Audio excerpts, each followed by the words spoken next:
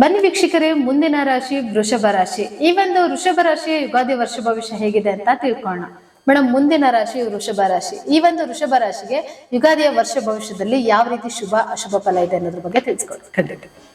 ನಮಸ್ಕಾರ ವೀಕ್ಷಕರೇ, ನಾನು ನಿಮ್ಮ ಬ್ರಾಹ್ಮಣಿ ಅಂಜಲಿ. ಬನ್ನಿ, ಯುಗಾದಿ ಹಬ್ಬ ಬರ್ತಾ ಇದೆ. ಎಲ್ಲರಿಗೂ ಕೂಡ ಯುಗಾದಿಯ ವರ್ಷದ ಸಂವತ್ಸರ ಫಲಗಳು, ಶುಭ ಫಲಗಳನ್ನೇ ತರ್ತಾ ಸದಾ ತಾವು ಅನ್ಕೊಳ್ಳುವಂತಹ ಕೆಲಸಗಳಲ್ಲಿ ಯಶಸ್ಸನ್ನ ಸಾಧಿಸಲಿ ಅಂತ ಹೇಳ್ತಾ, ವೃಷಭ ರಾಶಿಯವರಿಗೆ ಈಗ ಒಂದು ಯುಗಾದಿ ಹಬ್ಬ ಎಷ್ಟೆಲ್ಲ ಪ್ರಮಾಣದ ಬೆಲ್ಲದ ಸಿಹಿ ಪ್ರಮಾಣವನ್ನ ಎತ್ಕೊಂಡ್ ಬರ್ತಿದೆ ನೋಡ್ತಾ ಹೋಗೋಣ. ನೋಡಿ, ಪ್ರತಿ ರಾಶಿಕರಿಗೂ ಕೌತುಕದ ವಿಚಾರ.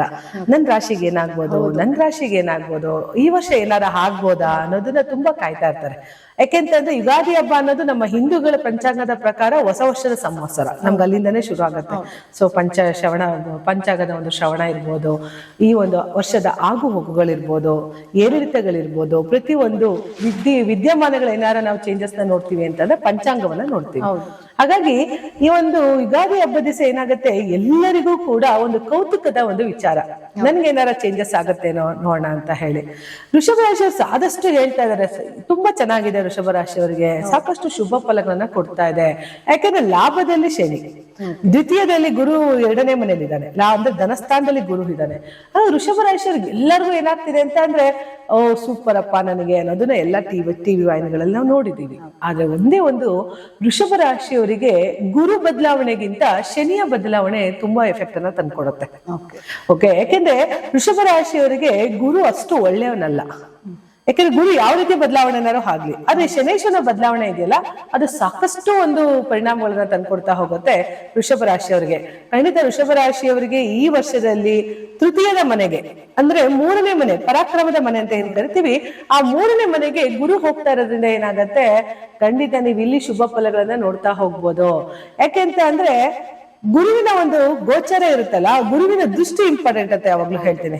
ಯಾಕಂದ್ರೆ ಶನಿಯ ಒಂದು ದೃಷ್ಟಿ ಕೆಟ್ಟದನ್ನ ಕೊಟ್ರೆ, ಗುರುವಿನ ದೃಷ್ಟಿ ಒಳ್ಳೆದನ್ನ ಕೊಡ್ತಾ ಹೋಗುತ್ತೆ. ಅದೇ ಶನೇಶ್ವರ 11ನೇ ಮನೇಲಿ ಕುಳಿತಿದ್ರು ಕೂಡ ವೃಷಭ ರಾಶಿಯವರು 3ನೇ ಮನೆ ನೋಡ್ತಾ ಇದ್ದಾರೆ ಅಲ್ವಾ. ಸೊ ದೃಷ್ಟಿ ಆಯ್ತು ಅಲ್ಲಿಗೆ. ಗುರು ಬದಲಾವಣೆಯಾಗಿದ್ರು ಕೂಡ ಶನಿಯ ಒಂದು ದೃಷ್ಟಿ ರಾಶಿಯ ಮೇಲೆ ಇರೋದ್ರಿಂದ ಏನಾಗತ್ತೆ, ಸಿಕ್ಕಾಬಟ್ಟ ಸೋಂಬೇರ್ತನ ಆಗ್ತಿರತ್ತೆ. ಆ ಸೋಂಬೇರ್ತನ ಕಡಿಮೆ ಮಾಡ್ಕೋಬೇಕಾಗತ್ತೆ ವೃಷಭ ರಾಶಿಯವರು. ನೋಡಿ, ವೃಷಭ ರಾಶಿಯವರಿಗೆ ಶನಿಯ ದೃಷ್ಟಿ ಇಂಪಾರ್ಟೆಂಟ್ ಅಂತ ನಾನು ಯಾವಾಗ್ಲೂ ಹೇಳ್ತೀನಿ. ಯಾಕೆಂತಂದ್ರೆ ರಾಶಿಯ ಮೇಲೆ ಶನಿ ದೃಷ್ಟಿ ಬಿಡ್ತಾ ಇದ್ದಾನೆ ಅಂತ ಅಂದ್ರೆ, ಇಲ್ಲ ಒಂದು ಕಡೆ ನಿಮ್ಮ ಸೋಂಬೇರ್ತನ ಹೆಚ್ಚು ಮಾಡ್ತಾನೆ, ಒಂಟಿಯಾಗಿರೋದಕ್ಕೆ ಇಷ್ಟಪಡ್ತಾನೆ. ಯಾಕಂದ್ರೆ ವೃಷಭ ರಾಶಿ ಸಾಧಾರಣವಾಗಿ ಒಂಥರ ಜೋಡೆತ್ತದು, ಕಷ್ಟಪಡುವಂತ ರಾಶಿ ಅದು, ಸುಮ್ನೆ ಕೂರುವಂತದಲ್ಲ ಅದು. ಶ್ರಮ ಪಟ್ಟಿ ಜೀವನ ಮಾಡಿರುವಂತಹ ವೃಷಭ ರಾಶಿಯವರಿಗೆ, ಯಾಕಂದ್ರೆ ವೃಷಭ ರಾಶಿಯವರಿಗೆ ಒಂದು ನೊಗವನ್ನ ವರ್ಷದ ಮೇಲೆ ಸರಿ ಪ್ರಮಾಣದಲ್ಲಿ ಅದು ಕೆಲಸವನ್ನ ಮಾಡಿ ಮುಗಿಸುತ್ತೆ, ಎತ್ತಿನ ತರ.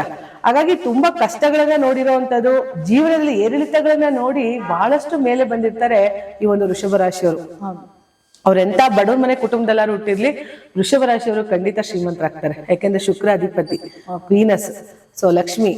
ನಾವೆಲ್ಲ ಬೇರೆ ರಾಶಿಯವರುಗಳು ಲಕ್ಷ್ಮಿನ ಬಾರಮ್ಮ ಅಂತ ಕರೆದ್ರೆ, ಇವ್ರು ತನ್ನ ಮನೆಯಲ್ಲೇ ಲಕ್ಷ್ಮಿನ ಇಟ್ಕೊಂಡಿದಾರಲ್ವಾ, ಸೊ ಅಲ್ಲಿ ಸೂಪರ್ ಅಲ್ವಾ. ಹಾಗಾಗಿ ನಿಮ್ಮ ಮನೆಯಲ್ಲಿಯೇ ನಿಮ್ಮ ರಾಶಿಯ ಅಧಿಪತಿನೇ ಶುಕ್ರ ಆಗಿರೋದ್ರಿಂದ ಏನಾಗುತ್ತೆ, ನೀವು ಲಕ್ಷ್ಮಿನ ಕರೆಯೋ ಅವಶ್ಯಕತೆ ಇಲ್ಲ, ಅವಳು ತಾನಾಗಿ ನಿಮ್ ಜೊತೆ ಇರ್ತಾಳೆ ಅಂತ ಹೇಳ್ತಾ ಹೋಗ್ಬೋದು. ಹಾಗಾಗಿ ವೃಷಭ ರಾಶಿಯವರು ಯಾರೆಲ್ಲ ಇದ್ದಾರೆ ನೋಡಿ, ಲಕ್ಷ್ಮಿಗೆ ಸಂಬಂಧಪಟ್ಟಂತಹ ಒಂದು ಕೃಪಾ ಕಟಾಕ್ಷ ಈ ಒಂದು ವೃಷಭ ರಾಶಿಯವರಿಗೆ ಇರುತ್ತೆ ಅಂತ ಹೇಳ್ತಾ ಹೋಗ್ಬೋದು. ಯಾಕೆ ಅಂತ ಅಂದ್ರೆ, ಇಲ್ಲಿ ಒಂದು ವೃಷಭ ರಾಶಿಯವರಿಗೆ ಯಾಕಿಷ್ಟು ಪ್ರಾಬ್ಲಮ್ ಆಗ್ತಾ ಇದೆ ಅಂತ ಹೇಳಿದ್ರೆ, ಗುರು 2ನೇ ಮನೇಲಿದ್ದಾನೆ, ಲಾಭಾಧಿಪತಿಯಾಗಿ ಗುರು ಧನಸ್ಥಾನದಲ್ಲಿ ಇದ್ರೂ ಕೂಡ ತೊಂದರೆ ಕೊಡಲ್ಲ. ಅಂದ್ರೆ ಫೈನಾನ್ಸಿಗೆ ಸ್ವಲ್ಪ ಕಷ್ಟಗಳನ್ನು ಕೊಡ್ಬೋದು, ಮನೇಲಿರುವಂತಹ ಒಡವೆಗಳು ತಗೊಂಡೋಗಿ ಅಡಮಾನ ಇಡುವಂತದ್ದಾಗ್ಬೋದು, ಇಲ್ಲ ಒಂದು ಕಡೆ ಯಾವ್ದು ಬೇಡದೇ ಇರುವಂತಹ ಕೈ ಹಣಕ್ಕೋಸ್ಕರ ಬೇಡುವಂತಹ ಒಂದು ಪರಿಸ್ಥಿತಿ ಬಂದ್ರೂ ಕೂಡ ಶನಿಯ ದೃಷ್ಟಿ ನಿಮ್ಮ ರಾಶಿಯ ಮೇಲೆ ಇರೋದ್ರಿಂದ ಎಚ್ಚೆತ್ಕೊಳ್ಳಿ. ಯಾವಾಗ್ಲೂ ಶನಿಯ ದೃಷ್ಟಿ ಕೆಟ್ಟದ್ದು ಅಂತ ನಾನು ಹೇಳ್ತಾ ಇರ್ತೀನಿ. ಶನಿ ಯಾಕೆ ದೃಷ್ಟಿನ ಬೀರ್ತಾನೆ ಅಂತಂದ್ರೆ, ನೋಡಿ, ನಾವ್ ಯಾವ್ದೇ ದೇವಸ್ಥಾನಕ್ಕೆ ಹೋದ್ರು ಆ ಒಂದು ನೇರ ಶನಿಯ ಮುಖವನ್ನ ನಾವು ನೋಡೋದಿಲ್ಲ, ಬೆನ್ ತೋರ್ಸಲ್ಲ. ಹಿಂದೆ ಹೋಗ್ರಪ್ಪ, ಹೋಗ್ಬೇಡಿ ಅಂತ ಹೇಳ್ತಾರೆ. ಯಾಕೆ ಭಯ, ಎಲ್ ಬಂದ್ ಶನಿ ಎಗ್ಲೇರ್ಕೊಂಡ್ಬಿಡ್ತಾನೋ ಅಂತ ಹೇಳಿ. ಅದಕ್ಕೆ ನಮ್ ಬೆನ್ ನಮಗ್ ಕಾಣಿಸಲ್ಲ ಅಂತ ಅನ್ನೋದು. ಅದೇ ತರ ನಮ್ಮ ಕರ್ಮಗಳು ನಮಗ್ ಕಾಣಿಸಲ್ಲ ಅನ್ನೋ ಕಾರಣಕ್ಕೇನೆ ನಾವ್ ಏನೆಲ್ಲ ಮಾಡ್ತೀವಿ ಅನ್ನೋದನ್ನ ಶನಿ ನೋಡೋದಕ್ಕೋಸ್ಕರ ನಾವು ಬೆನ್ ತೋರಿಸ್ತಾ ಹೋಗ್ತೀವಿ. ಅದೇ ರೀತಿ ಶನಿಯ ದೃಷ್ಟಿ ನಿಮ್ಮ ಮೇಲಿರೋದ್ರಿಂದ ಆದಷ್ಟು ಒಂದು ಶನಿಯ ಕೃಪಾ ಕಟಾಕ್ಷಕ್ಕೆ ಒಳಗಾಗಿ ಸೋಂಬೇರಿತನವನ್ನ ಕಡಿಮೆ ಮಾಡಿ, ಇವತ್ತು ಮಾಡ್ತೀನಿ ಅನ್ನೋ ಕೆಲಸವನ್ನ ನಾಳೆ ಮಾಡ್ತೀನಿ ಅನ್ಕೊಳ್ಳೋದು. ಅಥವಾ ಇವರೆಲ್ಲ ಹೇಗಾಗುತ್ತೆ ಅಂದ್ರೆ, ವೃಷಭ ರಾಶಿಯವರಿಗೆ ಸ್ವಲ್ಪ ಸಂಜೆ ಆದ್ಮೇಲೆ ಆಕ್ಟಿವ್ ಆಗ್ತಾರೆ. ಬೆಳಗ್ಗೆಲ್ಲ ಆಕ್ಟಿವ್ನೆಸ್ ಕಮ್ಮಿ, ಯಾಕಂದ್ರೆ ಶನಿ ದೃಷ್ಟಿ ಅಲ್ವಾ. ಶನಿ ಯಾವಾಗಲೂ ಸಂಜೆ ಕತ್ಲಾಗ್ತಾ ಇದ್ದಂಗೆ ಆಕ್ಟಿವ್ ಆಗ್ತಾನೆ. ಹಾಗಾಗಿ ಇವ್ರಿಗೆ ಏನಾಗುತ್ತೆ, ಸ್ವಲ್ಪ ಎಲ್ಲೋ ಸಂಜೆ ಮೇಲೆ ಆಕ್ಟಿವ್ ಆಗುವಂತಹ ಒಂದು ದೇಹ ಪರಿಸ್ಥಿತಿ ಬಂದ್ಬಿಡುತ್ತೆ, ಅಥವಾ ಯಾವ್ದೋ ಕೆಲಸಗಳಾಗ್ತಿಲ್ಲ ಅನ್ನೋದ್ರ ಮೇಲೆ ಆಗ್ತಾ ಹೋಗೋದ್ರಿಂದ ಇಲ್ಲೂ ಕೂಡ ವೃಷಭ ರಾಶಿಯವರು ಒಂದು ಸಿಹಿ ಸುದ್ದಿನ ನೋಡ್ತಾ ಹೋಗ್ಬೋದು. ಯಾಕೆಂತ ಅಂದ್ರೆ ವೃಷಭ ರಾಶಿಯವರಿಗೆ ಗುರು ಬದಲಾವಣೆ ಆಗ್ತಾ ಇದ್ದಾನೆ, 3ನೇ ಮನೆಗೆ ಬರ್ತಿದ್ದಾನೆ. ಪರಾಕ್ರಮದ ಮನೆಗೆ 3ನೇ ಮನೆಗೆ ಬರ್ತಿದ್ದಾನೆ ಅಂದ್ರೆ ಒಬ್ಬ ಮನುಷ್ಯನ ಪೌರುಷ ಇರ್ಬೋದು, ಒಬ್ಬ ಮನುಷ್ಯನ ಶಕ್ತಿ ಪ್ರದರ್ಶನ ಇರ್ಬೋದು, ಅದು 3ನೇ ಮನೆಯಿಂದ ನಾವು ನೋಡೋದ್ರಿಂದ ಗುರು ತೃತೀಯ ಭಾವಕ್ಕೆ ಬರ್ತಾ ಇರೋದ್ರಿಂದ ಖಂಡಿತ ಈ ಒಂದು ಯುಗಾದಿಯ ಸಂವತ್ಸರದಲ್ಲಿ ನೀವು ಇಷ್ಟು ದಿನ ಇದ್ದಂತಹ ಕಷ್ಟ ಕಾರ್ಪಣ್ಯಗಳು, ಇಷ್ಟು ದಿನ ಮಾಡ್ಬೇಕು ಅನ್ಕೊಂಡಂತಹ ಕೆಲಸ ಕಾರ್ಯಗಳಲ್ಲಿ ನೀವು ಅನ್ಕೊಂಡಂತಹ ಹಿಂದೇಟುಗಳು ಇನ್ನು ಮುಂದೆ ಇಲ್ಲ ನಾನು ಮಾಡೇ ಮಾಡ್ತೀನಿ ಅಂತ ಹೇಳಿ ಮುನ್ನುಗ್ಗುವಂತಹ ಒಂದು ಚಾನ್ಸಸ್ ವೃಷಭ ರಾಶಿಯವರಿಗೆ ಇರೋದ್ರಿಂದ ಯುಗಾದಿಯು ಅತಿ ಹೆಚ್ಚು ಶುಭ ಫಲಗಳ ಜೊತೆಗೆ ಹೆಚ್ಚು ಬೇವಿನ ಜೊತೆಗೆ ಬೆಲ್ಲವನ್ನು ತಿನ್ನುವಂತಹ ಸಿಹಿ ಪ್ರಮಾಣ ವೃಷಭ ರಾಶಿಯವರಿಗೆ ಖಂಡಿತ ಆಗತ್ತೆ. ಗುರುವಿನ ಗೋಚಾರದ ಬದಲಾವಣೆ ನಿಮ್ಮ ಲೈಫ್ ಅಲ್ಲಿ ತುಂಬಾ ಚೇಂಜಸ್ ನ ತಂದ್ಕೊಡುತ್ತೆ.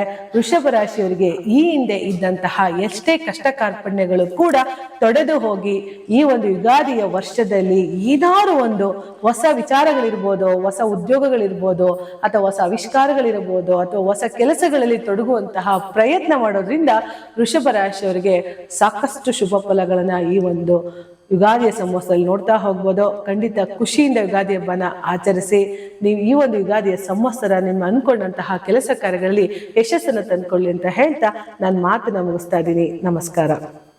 ನೋಡಿದ್ರಲ್ಲ ವೀಕ್ಷಕರೇ, ಈ ಒಂದು ವೃಷಭ ರಾಶಿ ಯುಗಾದಿ ವರ್ಷ ಭವಿಷ್ಯ ಹೇಗಿತ್ತು ಅಂತ. ಹಾಗಿದ್ರೆ ಬನ್ನಿ ಮುಂದಿನ ರಾಶಿ ಬಗ್ಗೆ ತಿಳ್ಕೊಳ್ಳೋಣ.